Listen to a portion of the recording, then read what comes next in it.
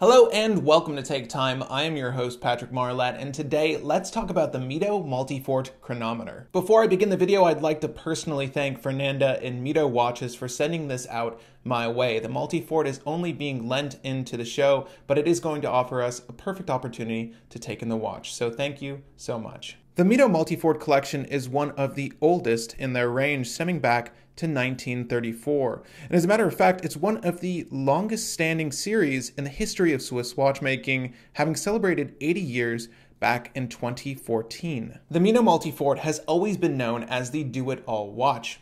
However, how is it in its current form? As you all know, I like to start my videos with the bad, then move on to the good before giving my final verdict on a review item. So let's talk Multifort. The Mido Multifort measures 42 millimeters in total diameter. It has a 48 millimeter lug-to-lug distance. It's 11.79 millimeters thick, so just shy of 12 millimeters, and has 22 millimeter lug widths. There are a multitude of options within the Multifort range. However, you can expect these same features across the board, that being 100 meters water resistance, a stainless steel chassis, as well as a screwed down crown. Each Multifort will feature a domed sapphire crystal with a double-sided anti-reflective treatment and a beautiful display case back showcasing the Mido Caliber 80 SI. The Mido Caliber 80 SI, based off an ETA movement, will feature an 80-hour power reserve with a 21,600 vibration per hour beating seconds hand, and feature an Allen Flex mainspring along with a silicone balance spring, helping with not only the watch's accuracy, but its resistance to shock and magnetism. Now, depending on which option you choose, and of course I'll leave a link in the description so you can check out the entire range of Multifort options, the starting price is right around $1,250. Personally, the scale of the Mido Multifort is a bit large for my liking. It's encroaching on that sports watch territory in terms of overall scale. However, this is wholly a personal complaint. Folks with larger wrists will surely love the scale here, and there's been a demand for larger dress watches for some time, as evidenced by what's in the market currently. It's simply not to my taste. Now, lots of folks like to complain about the text on Christopher Ward's dials.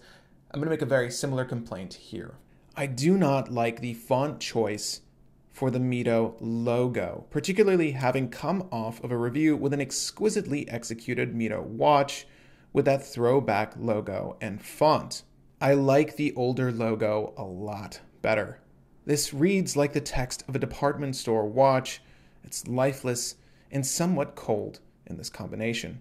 We should go back to the old logo and longhand font. Aside from those two gripes, there's little I dislike about the Multifort. I love the use of Geneva striping on the dial and how it matches the detailing of the movement, as can be seen through this gorgeous display caseback. This blending together of dial and movement aesthetic create a lovely harmony to the Multifort's total design. And speaking of, the case initially felt bland, but as you begin to take in the Multifort's features, you'll notice nuanced details in its finishing, from the double beveled bezel to the subtle beveling of the lower sides, where it greets the wrist. There is a lot more to this watch than it initially lets on, which is surprising to say when taking in a watch this large in scale. The applied markers, hands, and frame for the day-date complication are greatly detailed, with a mixture of brushed and mirror-like polished surfaces. Also, one feature I really love about the dial is over at the 3 o'clock position.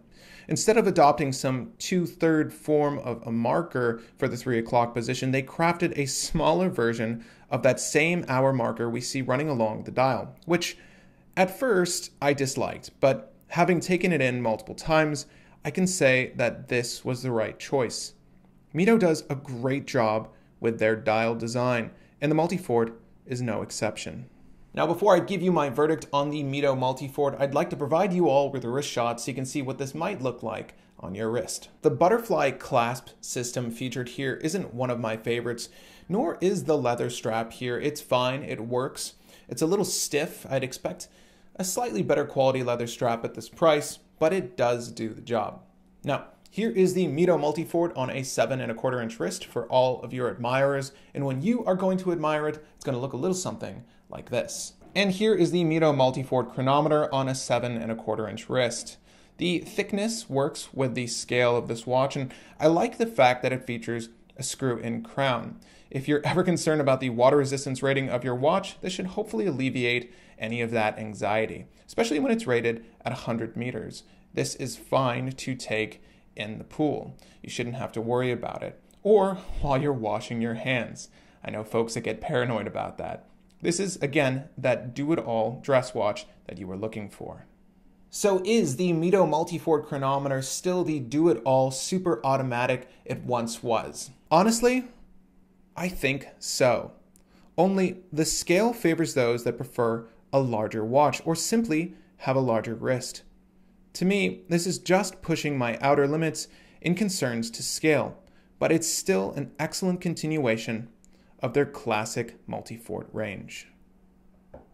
If you found this video enlightening or in the least entertaining, feel free to hit that like button. It looks a whole heck of a lot like this guy. If you have friends, forums, or groups that were interested in picking up the newest Mido Multifort Chronometer, well, feel free to share this video with them first. If they like wearing larger watches fashionably, well, this is a great choice. But if they wanted something that's going to fit more squarely on their wrist, Mido offers that in the form of their Commander series. I think that's a better, classic dress watch, where this is definitely a more modern interpretation. Also, if you're new to the channel, well, welcome. I do videos like this 2 or more times a week, so if watch content is your thing, feel free to slam that subscribe button, and while you're down there, you can hit the little bell icon just next to that to be alerted to when my videos air. Again, my name is Patrick Marlette, and thank you for the time.